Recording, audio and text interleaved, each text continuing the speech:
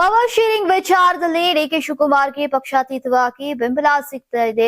ಪ್ರತಿದಿನವೂ ಕಾಂಗ್ರೆಸ್ ಹೊರತಾಗಿ ಬೇರೆ ಬೇರೆ ಪಕ್ಷಗಳ ನಾಯಕರು ಈಗ ಡಿಕೆಶಿ ಪರ ಹೇಳಿಕೆಗಳನ್ನ ಕೊಡ್ತಿದ್ದಾರೆ. ಇದೀಗ ಡಿಕೆಶಿ ಪರ ಬಿಜೆಪಿ ಶಾಸಕ ದಿನಕರ್ ಶೆಟ್ಟಿ ಅವರು ಬ್ಯಾಟಿಂಗ್ ಮಾಡಿದ್ದಾರೆ. ಇಷ್ಟೊತ್ತಿಗೆ ಡಿಕೆಶಿ ಅವರು ಮುಖ್ಯಮಂತ್ರಿ ಆಗಬೇಕಿತ್ತು. ಪಕ್ಷದಲ್ಲಿನ ರಾಜಕೀಯ ಡಿಕೆಶಿಗೆ ಮುಖ್ಯಮಂತ್ರಿ ಸ್ಥಾನವನ್ನ ತಪ್ಪಿಸ್ತಾ ಇದೆ. ಇನ್ನು ಡಿಕೆಶಿ ಒಂದು ಬಾರಿ ಆದ್ರೂ ಸಿಎಂ ಆಗಬೇಕು, ಬಹಳ ಕಷ್ಟವನ್ನ ಪಟ್ಟಿದ್ದಾರೆ. ನಮಗೆಲ್ಲ ಗೊತ್ತಿರೋ ಹಾಗೆ ಈಗ ಮುಖ್ಯಮಂತ್ರಿ ಸ್ಥಾನದ ವಿಚಾರದಲ್ಲಿ ಡಿಕೆಶಿ ಅವರು ಸಿದ್ದರಾಮಯ್ಯ ಇಬ್ಬರು ಹೈಕಮಾಂಡ್ ಮಟ್ಟದಲ್ಲಿ 50-50 ಮಾಡಿದ್ರು ಎಂಬ ಸುದ್ದಿ ಇತ್ತು. ಆರ್ ಗುಂಡೂರಾವ್ ಬಹಳ ಚಿಕ್ಕ ವಯಸ್ಸಿನಲ್ಲಿ ಸಿಎಂ ಆದ್ರು. ಈಗ ಯಾರಿಗೆ ಯಾವಾಗ ಅವಕಾಶ ಸಿಗುತ್ತೋ ಗೊತ್ತಿಲ್ಲ ಅಂತ ದಿನಕರ್ ಶೆಟ್ಟಿ ಅವರು ಹೇಳಿದ್ದಾರೆ.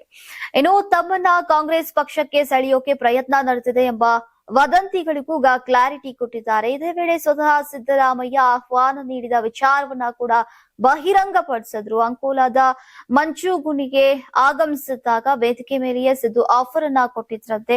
ಈ ಬಗ್ಗೆ ದಿನಕರ್ ಶೆಟ್ಟಿ ಪ್ರತಿಕ್ರಿಯಿಸಿದ್ದು, ನಾನು ಕಾಂಗ್ರೆಸ್ ಸೇರೋದಿಲ್ಲ, ನಾನು ಬಿಜೆಪಿಯಲ್ಲೇ ಆರಾಮಾಗಿದ್ದೇನೆ, ಒಬ್ಬನೇ ಶಾಸಕನಾಗಿ ಹೋರಾಡುವಂತಹ ಶಕ್ತಿ ನನಗಿದೆ, ಯಾವುದೇ ಕಾರಣಕ್ಕೂ ಬಿಜೆಪಿಯನ್ನ ಬಿಡೋದಿಲ್ಲ ಅಂತ ಹೇಳಿದ್ದಾರೆ.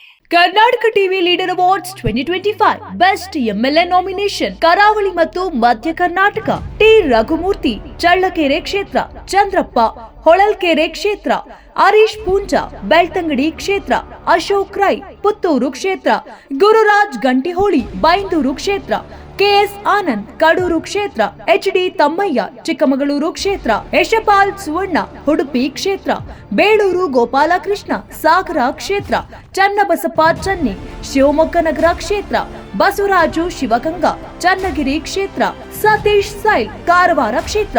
ಕರ್ನಾಟಕ ಟಿವಿ ವಾಟ್ಸ್ಆಪ್ ಚಾನೆಲ್ ಮೂಲಕ ವೋಟ್ ಮಾಡಿ ಹಾಗೂ ಇವರಲ್ಲಿ ಬೆಸ್ಟ್ ಎಂಎಲ್ಎ ಯಾರು ಕಮೆಂಟ್ ಮಾಡಿ. ನೀವು ಸಣ್ಣ ಆಗ್ಬೇಕಲ್ವಾ? ಅದು ಒಂದು ಉತ್ತಮ ಆಹಾರದಿಂದ ಸಣ್ಣ ಆಗ್ಬೇಕಲ್ವಾ? ಪ್ರತಿದಿನ ನಮ್ಮ ಜೀನಿ ಸ್ಲಿಮ್ ನ ಯೂಸ್ ಮಾಡಿ ಯಾವುದೇ ಸೈಡ್ ಎಫೆಕ್ಟ್ ಇಲ್ದಂಗೆ ನೀವು ಸಣ್ಣ ಆಗ್ತೀರಾ.